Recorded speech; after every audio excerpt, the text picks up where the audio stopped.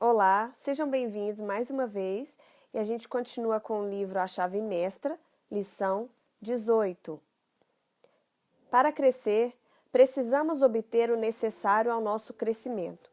Fazemos isso por meio da lei da atração. Esse princípio é o único meio pelo qual o indivíduo se diferencia do universal. Pense por um momento no que seria um homem caso não fosse marido, pai ou irmão, se ele não tivesse interesse pelo mundo social, econômico, político ou religioso. Ele seria apenas um ego abstrato e teórico. Portanto, o homem só existe em sua relação com o todo, com outras pessoas e com a sociedade.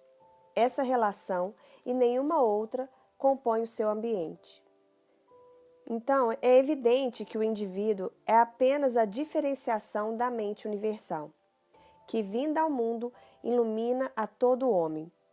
É evidente que a dita individualidade ou personalidade não é senão a maneira pela qual ele se relaciona com o todo. Chamamos isso de seu ambiente, que é criado pela lei da atração. A seguir, temos mais a dizer sobre essa importante lei. Há uma mudança no pensamento do mundo. Ela está silenciosamente se infiltrando entre nós e é mais importante que qualquer outra ocorrida no mundo desde a queda do paganismo.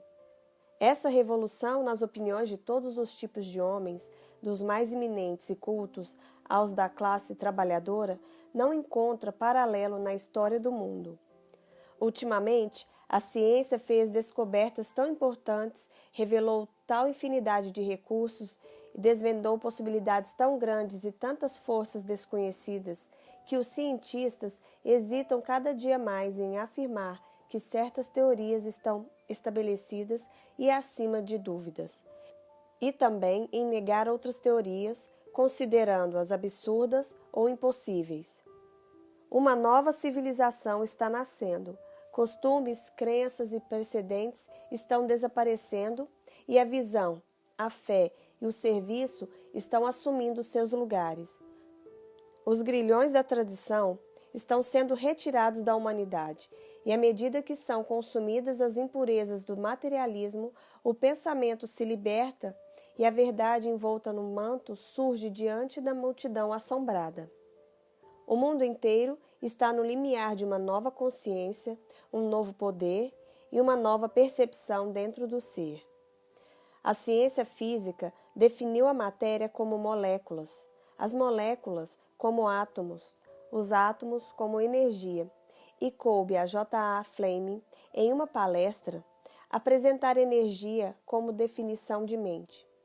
Ele declarou: em sua essência mais profunda, a energia talvez não possa ser compreendida por nós a não ser como uma exibição da operação direta do que chamamos de mente ou vontade. E o autor continua: e essa mente é congênita e suprema. Ela é iminente na matéria e no espírito. É o espírito do universo que sustenta, energiza e permeia tudo. Todo ser vivo precisa ser sustentado por essa inteligência onipotente. Vemos que as diferenças entre as vidas individuais se medem principalmente pelo grau dessa inteligência manifestado nelas. Um grau maior de inteligência é o que situa o animal numa escala de ser superior à da planta. O homem está acima do animal. E vemos que essa inteligência em ascensão é mais uma vez indicada pelo poder do indivíduo de controlar os estilos de ação e, dessa forma, ajustar-se com consciência ao meio ambiente. Essa adaptação é o que ocupa a atenção das maiores mentes. Ela nada mais é que o reconhecimento de uma ordem que já existe na mente universal, pois sabemos bem que essa mente nos obedecerá na mesma proporção em que obedecermos a ela. O reconhecimento das leis naturais foi o que nos permitiu aniquilar o tempo e o espaço e viajar pelo ar e fazer o ferro flutuar. Quanto maior o grau de inteligência, maior será nosso reconhecimento dessas leis naturais e maior o poder que poderemos possuir. O reconhecimento do eu como uma individualização dessa inteligência universal permite ao indivíduo controlar as formas de inteligência que ainda não alcançaram esse nível de reconhecimento de si mesmas. Estas não sabem que a inteligência universal permeia todas as coisas e está pronta a ser chamada à ação. Não sabem que essa inteligência é sensível a toda solicitação. Consequentemente, submetem-se à lei de seu próprio ser. O pensamento é criativo e o princípio que serve de base para a lei é sólido, legítimo e inerente à natureza das coisas. Mas esse poder criativo não se origina no individual, e sim no universal, que é a fonte e o alicerce de toda a energia e matéria. O indivíduo é apenas o canal para a distribuição da energia. O indivíduo é apenas o meio pelo qual o universal produz as diversas combinações que resultam na formação dos fenômenos. Esses fenômenos dependem da lei da vibração, segundo a qual frequências distintas de velocidade do movimento da substância primária formam novas substâncias apenas em certas proporções numéricas exatas. O pensamento é o elo invisível por meio do qual o indivíduo se comunica com o universal, o finito com o infinito, o visível com o invisível. O pensamento é a mágica que transforma o ser humano num ser que pensa, sabe, sente e age. Assim como o aparelho adequado possibilitou ao olho descobrir mundos a milhões de quilômetros de distância, assim também com a compreensão adequada foi permitido ao homem se comunicar com a mente universal, a fonte de todo o poder. Geralmente, a compreensão desenvolvida não passa de uma crença sem qualquer significado. Os selvagens das Ilhas Canibais acreditam em alguma coisa, mas isso não prova nada. A única crença dotada de algum valor é aquela que foi submetida a teste e validada como fato. Então, ela deixa de ser uma crença e se torna uma fé ou verdade viva. Essa verdade foi posta à prova por centenas de milhares de pessoas e se mostrou autêntica na exata proporção da utilidade do instrumento empregado por elas. Não se pode esperar que um homem localize estrelas a centenas de milhões de quilômetros de distância sem usar um telescópio suficientemente possante. Por isso, a ciência continuamente se envolve na construção de telescópios maiores e mais possantes, e é constantemente recompensada com mais conhecimentos sobre os corpos celestes. O mesmo se dá com o entendimento. Os homens estão sempre realizando progresso nos métodos que utilizam para a comunicação com a mente universal e suas infinitas possibilidades. A mente universal se manifesta no plano objetivo por meio do princípio da atração que cada átomo exerce em graus infinitos de intensidade sobre qualquer outro átomo. É graças a esse princípio de combinação e atração que as coisas são reunidas. O princípio tem aplicação universal e é o único meio pelo qual o propósito da existência se transforma em efeito. O crescimento se expressa em sua maneira mais elegante por meio da instrumentalidade desse princípio universal.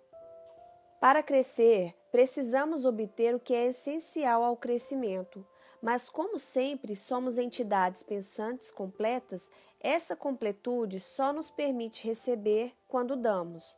Consequentemente, o crescimento é condicionado por uma ação recíproca e vemos que no plano mental o semelhante atrai o semelhante e as vibrações mentais respondem apenas na medida de sua harmonia vibratória. Assim, é claro que pensamentos de abundância só irão reagir a pensamentos similares. Verifica-se que a riqueza do indivíduo é aquilo que lhe é inerente. A afluência interior se revela como o segredo da afluência exterior. Vê-se que a capacidade de produção é a verdadeira fonte da riqueza do indivíduo.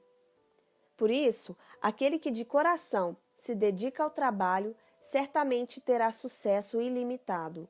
Ele dará constantemente, e quanto mais der, mais receberá.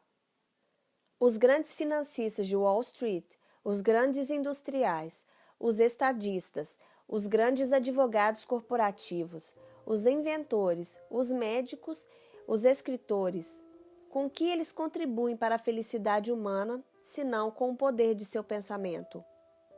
O pensamento é a energia que a lei da atração colocou em operação e que em algum momento se manifesta como abundância. A mente universal é a mente estática ou matéria em equilíbrio. Ela se diferencia e se converte em forma por meio de nosso poder de pensar. O pensamento é a porção dinâmica da mente. O poder depende da consciência do poder, e se não o usarmos, nós o perderemos. Se não estivermos conscientes dele, não poderemos usá-lo. O uso desse poder depende da atenção. O grau de atenção determina a nossa capacidade de aquisição de conhecimento, o que representa outra forma de descrever o poder. A atenção é considerada a marca distintiva da genialidade. Cultivar a atenção depende de prática. O incentivo da atenção é o interesse. Quanto maior o interesse, maior a atenção. Quanto maior a atenção, maior o interesse. Ação e reação. Comece prestando atenção. Logo você terá despertado o interesse. Esse interesse irá atrair mais atenção, e essa atenção produzirá mais interesse, e assim por diante. Essa prática permitirá cultivar o poder da atenção. Esta semana, concentre-se em seu poder de criar. Busque a intuição, a percepção. Tente encontrar uma base lógica para a fé que existe em você. Deixe o pensamento se deter no fato de que o homem físico vive e se move, e que o ser dele está mergulhado no que sustenta toda a vida orgânica, o ar, que precisamos respirar para viver. Então, deixe o pensamento se deter no fato de que o homem espiritual também vive e se move, e tem seu ser mergulhado numa energia similar, embora mais sutil, da qual ele necessita para viver. Assim como no mundo físico, nenhuma vida toma forma sem o plantio de uma semente, e nenhum fruto é mais refinado que os próprios ancestrais, também, no mundo espiritual, nenhum efeito pode ser produzido sem o plantio da semente, de cuja natureza dependerá o fruto. Portanto, o resultado que você obtém depende de sua percepção da lei no poderoso domínio da causalidade, a mais alta evolução da consciência humana. E ele termina a lição com uma frase de Emerson: qualquer pensamento em minha mente tende a se converter com rapidez em um poder e a organizar uma imensa instrumentalidade de meios. Fim da lição 18. E eu queria agradecer a todo mundo que tem acompanhado a leitura desse livro, agradecer pelos comentários positivos, eu fico muito feliz mesmo. E continue compartilhando esse conhecimento, porque assim a gente pode ajudar o maior número de pessoas. Então, até a próxima semana com a lição 19. Tchau!